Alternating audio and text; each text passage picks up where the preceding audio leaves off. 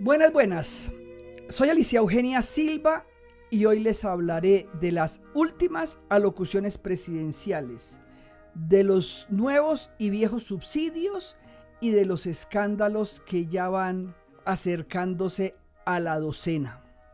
Alicia, ¿qué piensas de las alocuciones presidenciales? No sé si por pereza o por jet lags, Petro se ha dedicado a repetir sus discursos ya pasados de moda para insultar ahora al 80% de la población colombiana ante auditorios fundamentalmente petristas que lo aplauden, como fue el de los funcionarios públicos y estudiantes del SENA de la marcha del 7 de junio y el auditorio parisino con una altísima participación de exguerrilleros colombianos que viven en Europa o hijos de guerrilleros, quienes también lo aplaudieron al oírle la perorata irresponsable con la cual Petro trata de convencernos que somos ahora un país esclavista para devolvernos a 1851. Petro sabe que en el año 2023 los pobres del estrato 1 en Colombia no son más del 10% y los ricos del estrato 6 tampoco alcanzan esta cifra.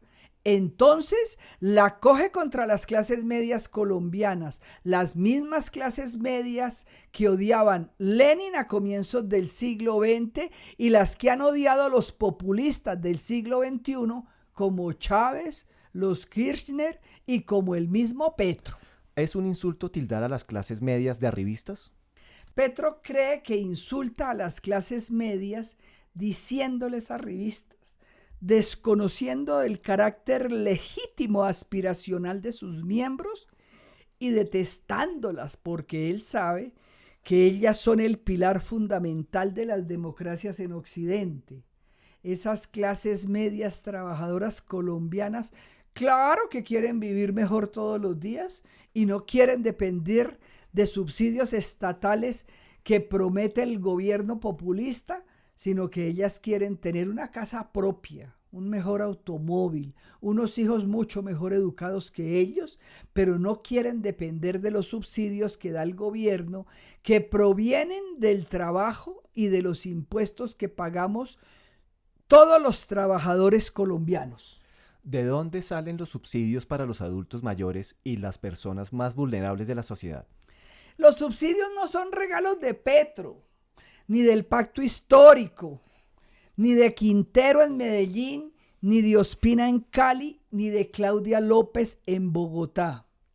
Ellos provienen de la solidaridad de quienes trabajamos y tributamos cumplidamente o retrasadamente, así nos hubieran tratado de confundir durante la pandemia, cuando la señora López salió a repartir subsidios como si hubieran salido de su bolsillo. No, señores, todos los subsidios salieron de los impuestos que pagamos esas clases medias trabajadoras que odian los populistas del siglo XXI. Y no olvidemos que los subsidios locales y nacionales han sido aprobados por los consejos municipales o por el Congreso de la República, donde hay políticos de todas las tendencias.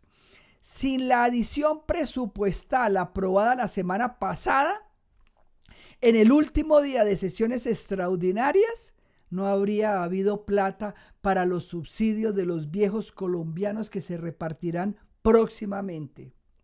Esos recursos no provienen del bolsillo de Petro, ni de las bolsas, ni de las maletas petristas. Esos subsidios fueron aprobados por el Congreso de la República y saldrán del presupuesto nacional. Los nuevos subsidios se podrán pagar gracias a la reforma tributaria tramitada por Ocampo, que terminó siendo demasiado parecida a la de Carrasquilla, por la cual Petro y su pacto histórico incendiaron al país en el año 2019 y 2020 y que José Antonio Ocampo logró que se la aprobara el actual Congreso de la República de Colombia como el único logro realmente sobresaliente de este gobierno.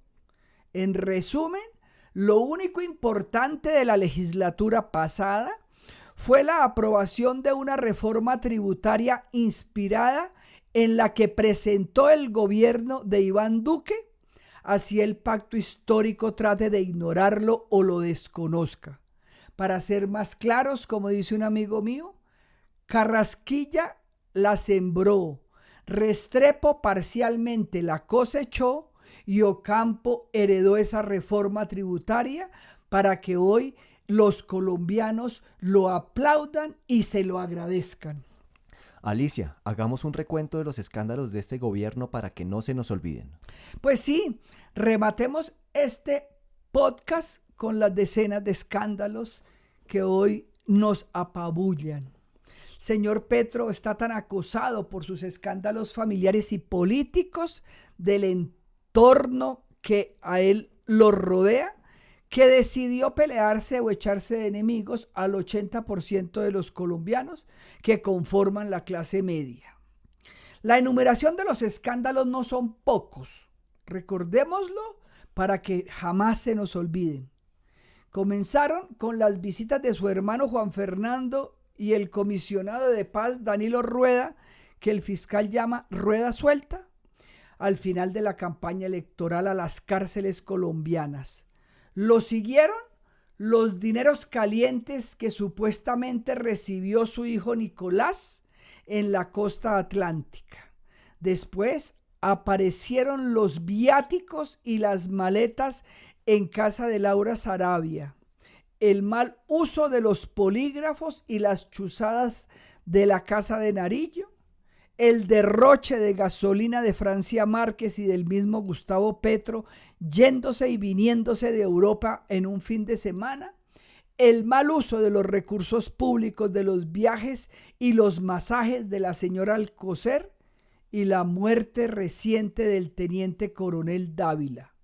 Y para rematar, ayer nos presentaron el último capítulo, no creo, el nuevo capítulo de la telenovela o del sainete de Armando Benedetti, Leiva, Maduro y Petro. Creo que ya próximamente nos tocará entrar a pensar en Bogotá. El 29 de junio se dan las inscripciones y procederemos a pensar y a evaluar los candidatos y las alianzas que comenzarán a gestarse a partir del mes de julio.